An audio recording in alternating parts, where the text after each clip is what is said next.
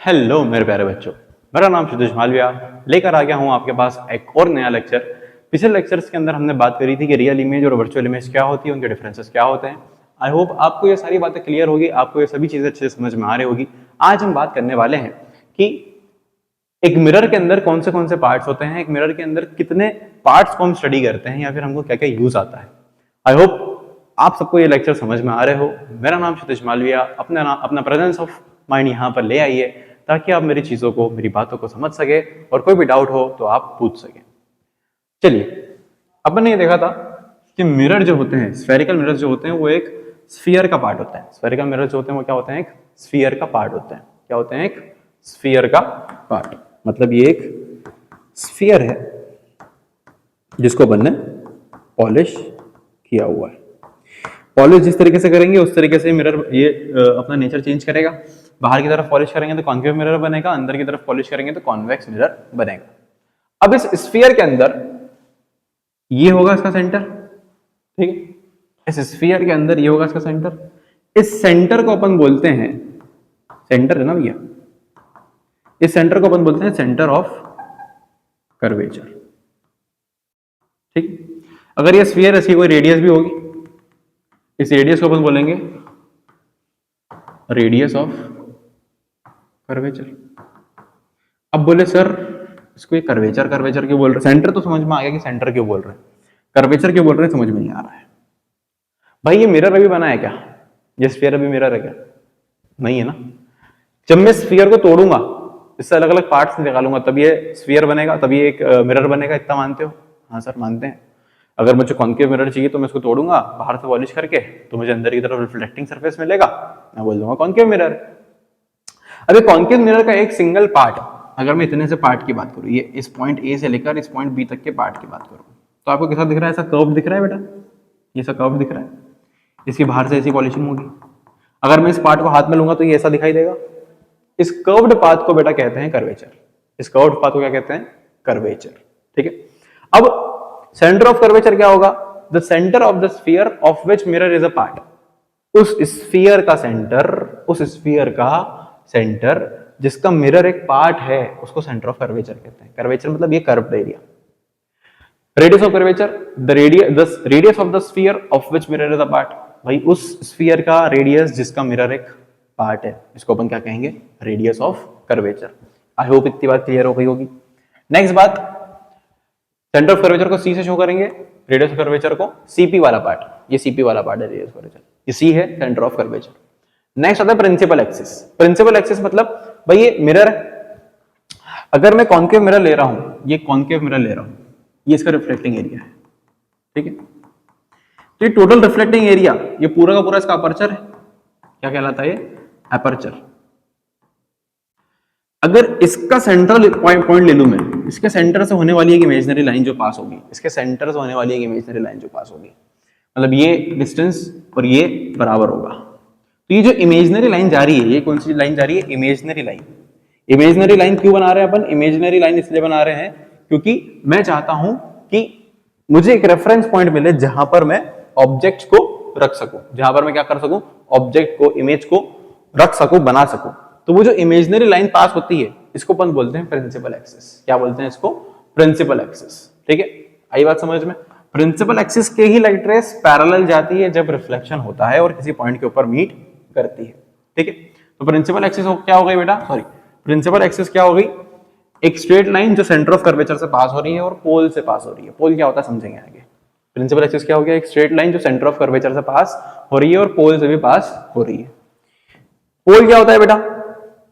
ये जो central point है, इस पूरे अपर्चर का सेंट्रल पॉइंट ही पोल कहलाता है। ये रहा पोल। ठीक है, तो जो लाइन सेंटर ऑफ कर्वेचर और पी यानी पोल, सेंटर ऑफ कर्वेचर और पोल से पास होगी, इमेजिनरी लाइन, उसको हम क्या कहेंगे? Centre of curvature, sorry principal axis. Principal axis क्या होगी? वो लाइन जो सेंटर ऑफ कर्वेचर और पोल से पास हो रही है। अब जब भी लाइट रेस को अपन कॉन्केव मिरर के अंदर प्रिंसिपल एक्सिस के पैरेलल सेंड करते हैं, कॉन्केव मिरर है बेटा, इसका ये प्रिंसिपल एक्सिस होगा। ठीक है, sorry,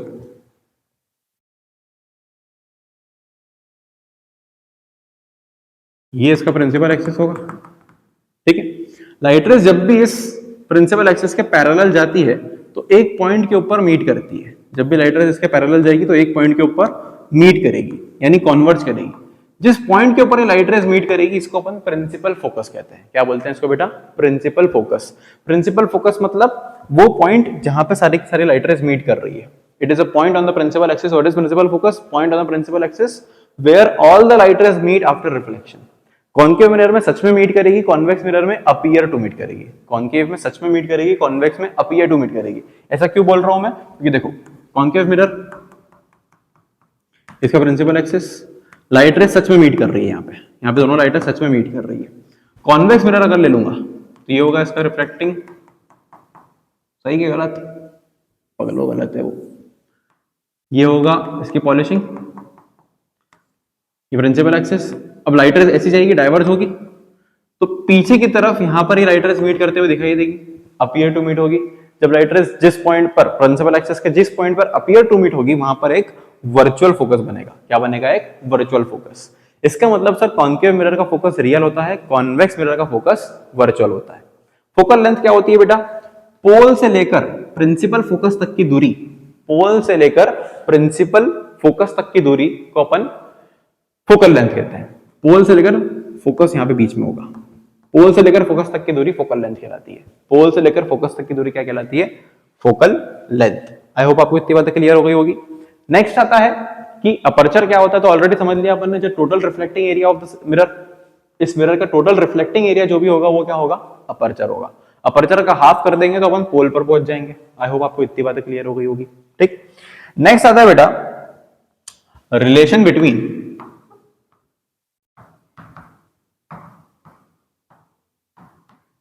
centre of curvature, sorry radius of curvature and focal length. ठीक है, रेडियस ऑफ कर्वेचर अगर r है तो फोकल लेंथ बेटा उसकी हाफ होती है। ठीक है, फोकल लेंथ क्या होगी? हाफ होगी। यहां पे मैं बात करूं radius of curvature is double the focus. ठीक है, फॉर एग्जांपल ये मिरर है, इसमें अगर मैं बोलूं ये पोल है और ये इसका सेंटर ऑफ कर्वेचर है, सी से लेकर पी तक की दूरी को अपन रेडियस ऑफ कर्वेचर कहते हैं। ये 10 सेंटीमीटर है मान लो, तो आपको 5 सेंटीमीटर की दूरी पर फोकस मिलेगा। इस बात को याद रखना है। क्या है? R = 2f फॉर्मूला है, अपने को याद रखना है, काम आता है। फोकल लेंथ अगर 10 सेंटीमीटर तो रेडियस ऑफ कर्वेचर कितनी हुई? 20। Focal length 10, radius of curvature 20। Radius अगर 50 है तो फोकल लेंथ कितनी हो गई? 25। ठीक है, मतलब रेडियस डबल है, फोकल लेंथ आधी है, इतना याद रखना है। Radius of curvature is the double of focal length. इतनी बात आपको याद रखनी है। आई होप आपको ये सभी पार्ट समझ में आ गए। Centre of curvature, radius, pole, principal axis, principal focus, focal length, aperture, इतनी बातें आई होप आपको क्लियर हो गई होगी। अगर अपन वापस से देख ले एक मिरर के अंदर बनाकर, तो ये एक हमारा डमी मिरर है, कॉन्केव मिरर है। ठीक है, ये रिफ्लेक्टिंग सरफेस। ठीक है, ये मिरर किसी स्फीयर का पार्ट था, तो the centre of the sphere of which mirror is a part is known as centre of curvature. If I say this is the centre, this is C for centre of curvature. The radius of the sphere of which mirror is a part is known as focal, sorry radius of curvature. ये हो गया यहां से लेकर यहां तक radius of curvature. ये हो गया C, क्या हो गया? Centre of curvature. The line which divides, the point which divides aperture, what is aperture? Aperture is the total reflecting area. The point which divides aperture into equal parts is known as pole.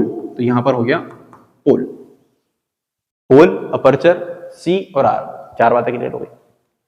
The imaginary line which passes through center of curvature and pole, this is known as principal axis.